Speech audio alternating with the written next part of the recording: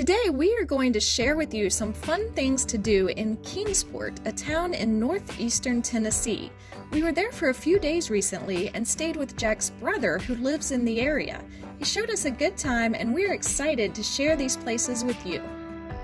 The first place we're going to show you is Allendale Mansion. This is a historic site built in 1950. The most recent owner used the land to raise championship Black Angus cows and walking horses. When he died, he left the mansion and 25 acres of land to the city of Kingsport in his will, with the stipulation that they would maintain the mansion and grounds in the same manner as when its former owners were alive, and that it would be set aside for public use. The mansion and grounds can be rented for weddings and other private events, but when no events are being held, you can do as we did and drive through the property, enjoy a picnic on the grounds, and even fish in one of their lakes if you have a Tennessee fishing license. They hold a number of public events at Allendale Mansion several times a year. For example, as we post this video in August 2021, they're holding an event called August Under the Stars, featuring a few live concerts as well as food trucks every Thursday night in August. They also hold an annual Easter egg roll, an antique car show, and Christmas events each year. There are no regular public tours of the inside of the mansion, but mansion tours are held at some of these events. Before we continue, if you're enjoying our video and haven't subscribed yet, please do, and then click the notification bell so YouTube will alert you when we put out new travel videos. We would appreciate the support, and we have a lot of cool videos coming up in the near future. So thanks! The next place we're going to take you is the Kingsport Aquatic Center. This is more than just a local pool. It's almost like a mini water park, and it's got pools both indoors and outdoors. We'll start outside. There are a couple of water slides outdoors that I was actually able to convince Alice to ride.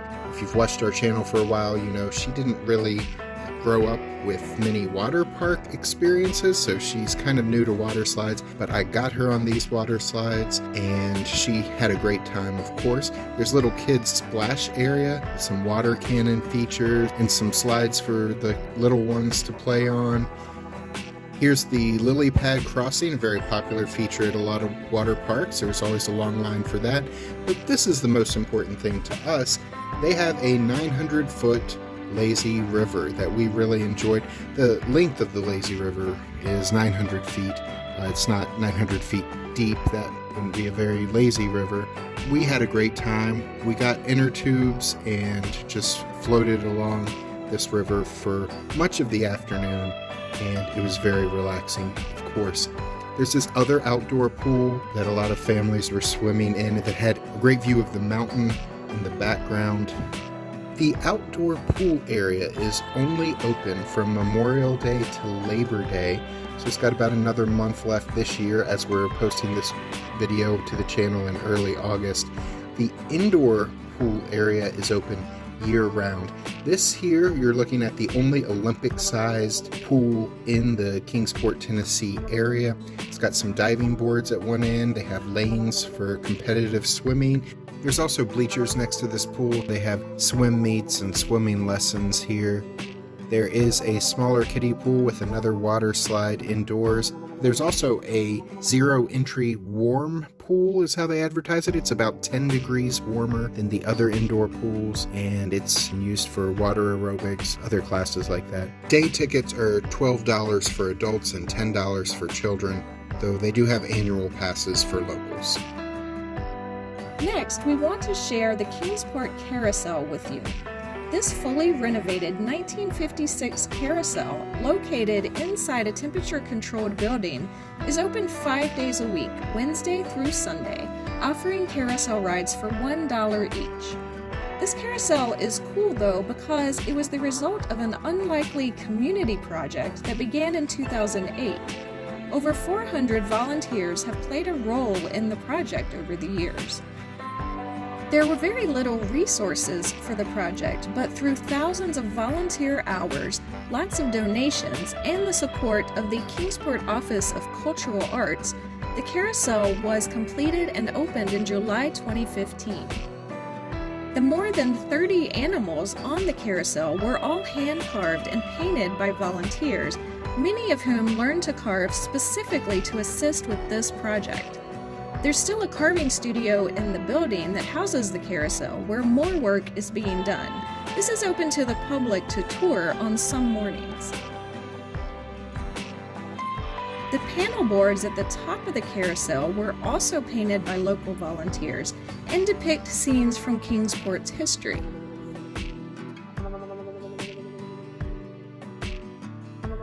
There's a playground outside the carousel for families to enjoy.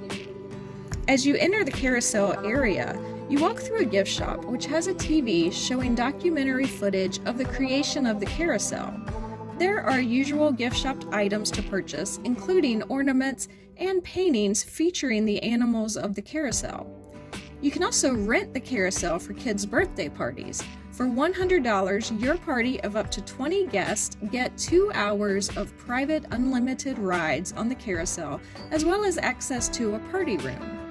The background story and the artwork were great here, and who doesn't love a carousel? Before we show you our favorite thing to do in Kingsport, we want to share an honorable mention that's on our list: eating donuts at Seaver's Bakery. For all people with good taste, eating donuts is a lot of fun. This local bakery makes an average of 240,000 donuts every week. Jack's brother told us we had to try them, and we didn't need much convincing. They had both yeast-raised donuts and cake donuts. We stopped by and we tried both the chocolate iced and the orange creamsicle donuts. The chocolate iced donuts were great, but those orange creamsicle donuts were amazing. We ended up stopping by for some more a couple days later, so we highly recommend this place. Of everything we visited during our short stay in Kingsport, Tennessee, by far our favorite attraction was Bays Mountain Park and Planetarium. Bays Mountain is one of the nation's largest city-owned parks. It's over 3,600 acres. There is a lot to see and do at this park. There is a $5 per vehicle entrance fee for this park. Other than that, there's no other costs unless you want to attend, for example, a planetarium theater show, which is $5 per person, or one of their nature programs. Those are $3 per person. You can ride their zip line for $10 per person. But if you just want to get in the park, walk around, see everything, it's just a $5 per vehicle entrance fee. No one was on the adventure course the day we visited. It looks pretty cool with a couple of different ropes courses, including a low ropes course for those who don't have a lot of ropes course experience. And there's a high ropes course, 40 feet in the air, for those who are a bit braver than the rest of us. There's also a zip line over here. It all looks like a lot of fun. There is a farmstead museum in the park, which was closed on the day we visited. I don't know if that's a result of COVID or it's just not open every day. We didn't get to go in, but they did have some interesting farming tools outside that you could look at, kind of showing a history of tools that farmers use in the area. So one of our favorite things about this city park is they actually have animal exhibits. They have animal habitats throughout the park. Here's a bobcat habitat. It's the first one we walked up to.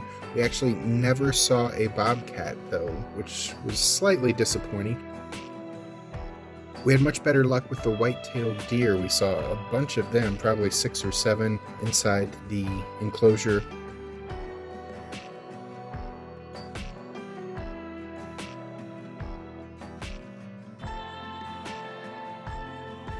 There's also a turtle habitat. It was funny watching the turtles. They barely moved. At first I kind of wondered if they were like statues of turtles, but after we sat there a while, we saw occasional head movements and eye movements, and occasionally one of them would walk a few inches before stopping to rest again. They have a herpetarium you can visit featuring a number of different reptiles and amphibians. There's 8 species of snakes in the herpetarium that are native to the Kingsport area.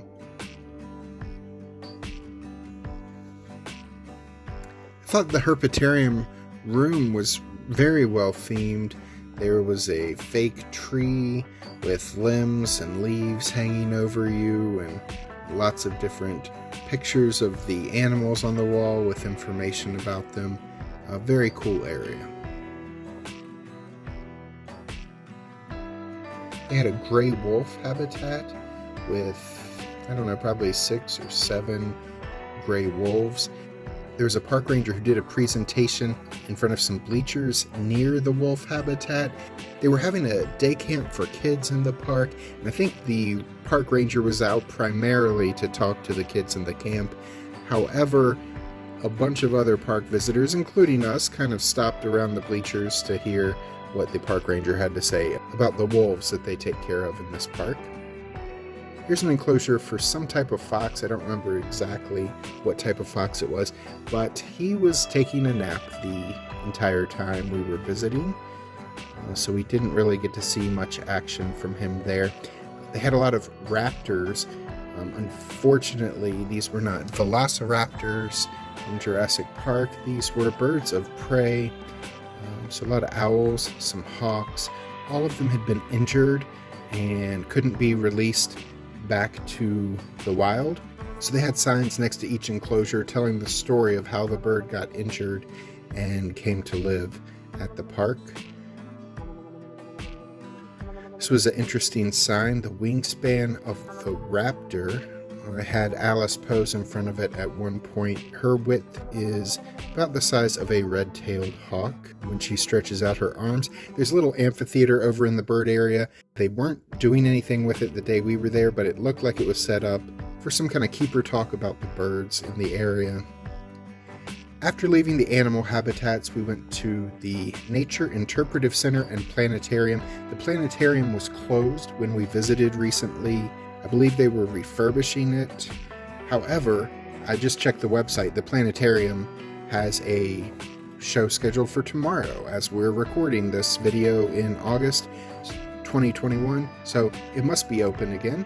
I've learned from this visit that Alice has actually never been to a planetarium, which is crazy to me. I went like every year of elementary school to a planetarium. Apparently there wasn't one near where she lived, so next time we travel somewhere that has a planetarium that's open to the public, I will have to fix that. This building was really cool. They had a lot of interesting exhibits about animals, extensive exhibits about the life of the honeybee. The exhibits are very well done here. We're not going to show you all of them just for time's sake, and we want to leave you something to look at if you ever visit in person. But a lot of interactive exhibits, a lot of information to learn. They even have information about bees and beehives outdoors. They actually have a beehive outside, and it was a little creepy. You can go up to the window near the beehive inside the building and look out the window, and they kind of have the back part of the hive open where you can look through the window and see what the bees are doing. Bees are very important to our ecology, of course, but I'm not a fan of up-close interaction with bees. The park does have a 44-acre lake, so inside the Nature Interpretive Center, there's a lot of exhibits about life in a local lake or pond, including the lives of many of the animals who make those areas their home. This was interesting. This exhibit is about beavers and their home. They've made a model of what beavers' dams look like and kind of cut away so you can see inside. There's a lot of other exhibits. We're not going to have time to share them all. There's stuff about rocks and minerals. There's stuff about dinosaurs and fossils found in the area. Of course, there's exhibits about space because there's a planetarium. But there's exhibits about birds in the area, bugs in the area. This was a cool exhibit. They've got a display that's made to look like a termite's nest, so you can kind of see what that might look like. Then behind the door they have the world's most dangerous animal. You open it up and it's YouTube travel vloggers, apparently. After we left the building, we headed out to the lake. There is fishing at this lake, but it's weird. You can only fish in this lake if you're under 16 years of age or over 55. I thought I misunderstood the sign, but I just checked their website and I have not misunderstood. You can fish in this lake if you were 55 or older or under the age of 16. So I'm not sure why they do that, but this is a very large lake. There's this dam structure here that you can walk out on. This is what the dam looks like from below as you enter the park and drive past it. Very cool looking structure. It looks kind of like huge stairs or the side of a pyramid maybe.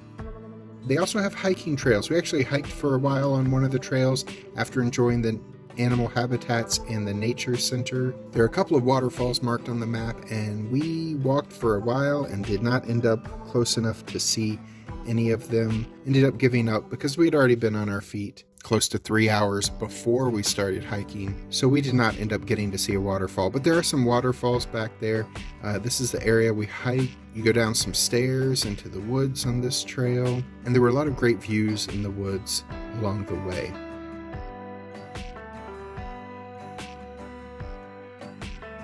They have barge rides. They were not running the day we visited, but they do have barge rides for $5 per person.